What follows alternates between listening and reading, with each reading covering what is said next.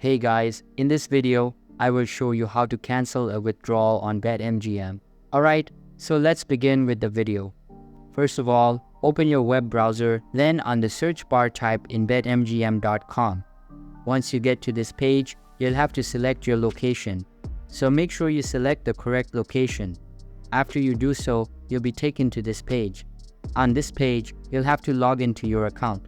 And if you don't have an account yet, you can create one by clicking on this sign up button. Once you have your account, click on the login button. Then it will ask you to enter your login credentials. Once you have entered these informations, click on this login button.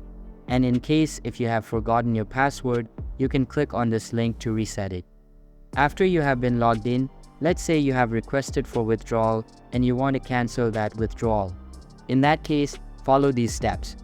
First of all, click on your profile at the top right corner, and then from this menu, click on Help Center. After that, click on the first option, that is FAQ and Customer Care. Then click on this Contact Us button. After that, click on Email, and then it will ask you to enter your email address, select a subject, and describe your problem. On the subject, select Withdrawal.